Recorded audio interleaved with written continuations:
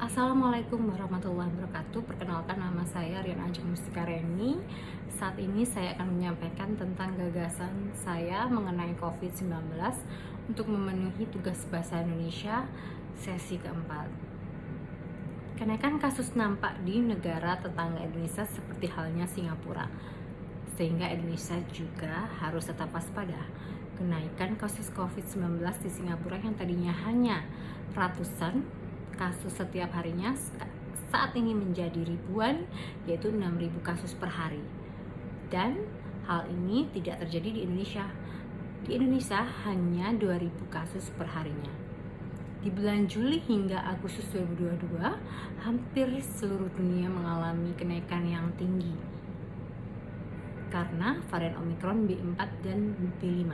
Sementara di Indonesia pada bulan tersebut termasuk satu dari beberapa negara seperti India dan Cina yang kenaikannya hanya sedikit. Hal itu disebabkan karena memang strategi penanganan pandemi di Indonesia yang relatif baik. Selama 6 bulan dari awal tahun 2022, tidak ada kenaikan lonjakan kasus. Hal ini tentu saja berhubungan dengan perbaikan dari sistem imunologi tubuh dari masyarakat Indonesia yang sangat patuh karena telah melakukan vaksin COVID secara dosis lengkap. Artinya, memang Indonesia sudah berhasil juga menangani dari pandemi dengan melakukan recovery yang lebih baik, terutama di bulan Juli hingga Agustus ini. Terutama masih adanya tantangan dari varian baru yang masih akan terus tumbuh. Indonesia beruntung karena vaksin di Indonesia sangat baik.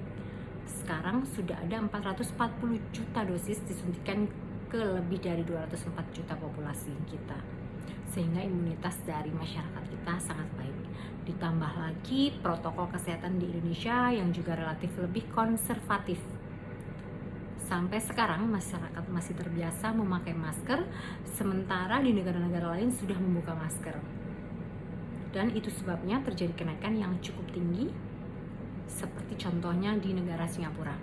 Semoga di bulan Januari sampai Februari 2023 kita bisa mencegah kenaikan kasus dengan baik seperti di bulan Juli hingga Agustus tahun ini, sehingga Indonesia akan menjadi salah satu dari sedikit negara di dunia yang selama 12 berturut-turut tidak mengalami adanya lonjakan kasus dari COVID-19.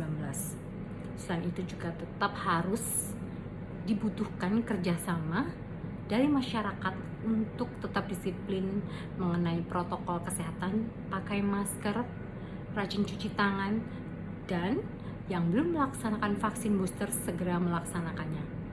Lebih lanjut, pandemi COVID-19 terjadi di seluruh dunia dan merupakan salah satu pandemi yang paling besar dalam sejarah.